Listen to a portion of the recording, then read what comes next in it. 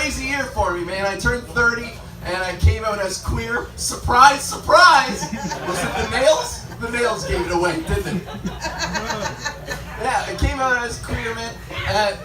Queer is like a nice umbrella term for me because pansexual crossdresser, it just reeks of desperation. You know what I mean? It's like, I'll fuck anybody and dress however what do you want from me? What do you want? It's hard. It needs to go somewhere. Yeah, man. Coming out was, I know like how I sound and that's how I act normally. Like I'm not really changing up much. I'm the broiest dude ever, and I came out like a straight guy would, like a fucking bro. I came up to my dad at a Wild Wing, you guys, for real. For real. That's the only place I thought that it was like a good common ground, good place to do it, because my dad and I bond over sports, right? So I was like, if anything gets awkward, I have a convenient out, conversational out, you know what I mean? So when the time finally came, and the mood struck, and it got really serious, and I was like, listen, Dad, I brought you here because there's something that I've been keeping from you for a really long time, and I've just been kind of coming to terms with it lately, and I feel like I'm ready to tell you because I love you, and I just... every once in a while, I like sleeping with men. Anyway, speaking of D, the Leafs defense tonight is pretty awesome, aren't they, Dad? That Morgan Riley's got a cute tush. My dad surprised me. My dad was like, yeah, I kind of had a feeling, which shocked me. I was like, Dad, how did you know? I never gave anything away. I suppressed every vaguely feminine thing about myself. I played sports. He was like, and you played soccer, all right?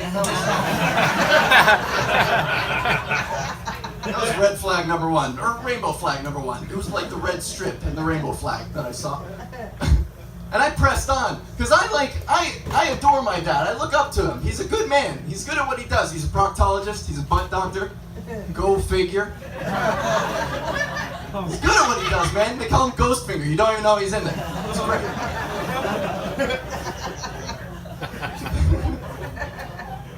Yeah, so, and I'm new to, like, dealing with men, you know what I mean? I'm new to penises. Peni? I don't even know what the plural is.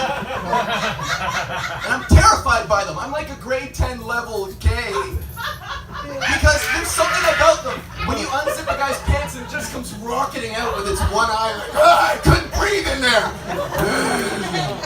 Moisture. I like moisture. Stick that somewhere I can't see it. And I don't know if it's just my experience so far.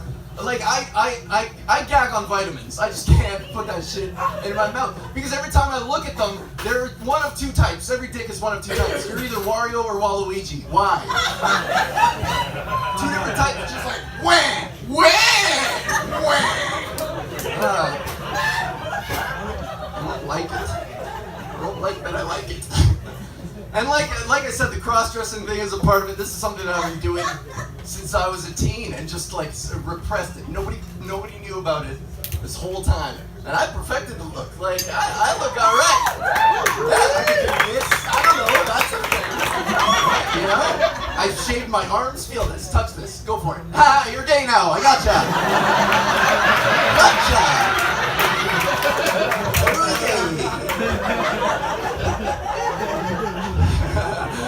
I like that your two friends like shuffled their chairs slightly away from you. How did that happen?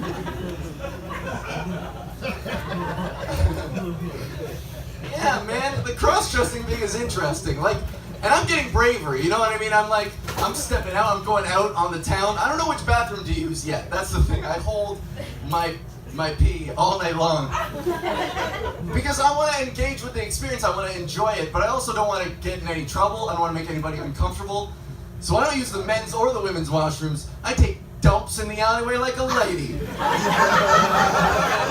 You're welcome. Next time you see a hot turd in the alleyway, you're like, that was Al-Val. That was Al-Val. Just tore a hole in his or her pantyhose and just went for it.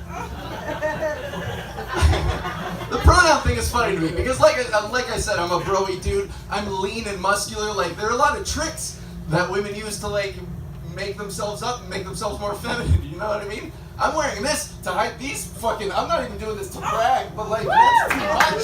That's terrifying. If ever I wear like a strapless dress or whatever, I can see down the street guys are like, if I fuck this pronoun up, she's gonna fucking kill me, man.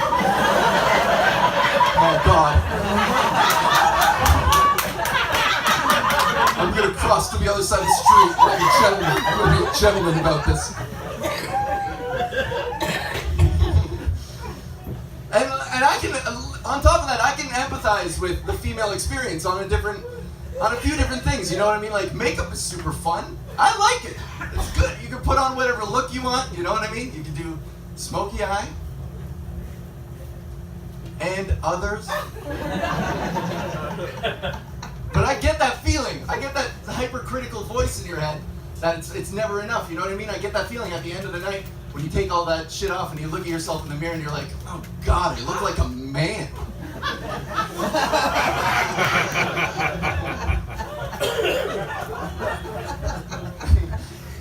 Yeah. The dating scene hasn't been good to me either. I know I'm still new, and so I get taken advantage of every once in a while. I'm not using any apps anymore. I'm not doing it. I did Grindr once. I tried Grindr one time out of curiosity, and the dude stole $140 out of my wallet while I was in the shower and left. Ghosted with $140 out of my wallet. And I'm still pissed off about it. It still cheeses me to think about. Because the dick wasn't worth it, man.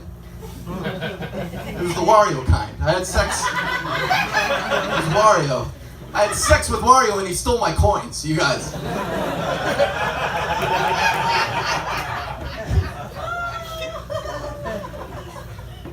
I'll end on this. Yeah, it's been actually two more things. So number one, I've learned a lot about bravery. Like, I used to think that bravery was an objective thing. Like, soldiers are brave, firefighters are brave, and I'm not saying they aren't.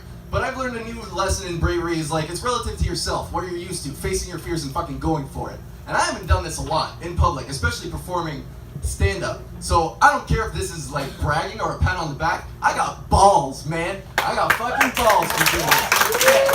Balls shoved really deep up inside of me right now. Like, they're there. You know what I mean? My balls right now are hanging out with my liver like, sup, dude? My liver's like, you guys are never in my neck of the woods. Let's grab a drink. This is really sick, man.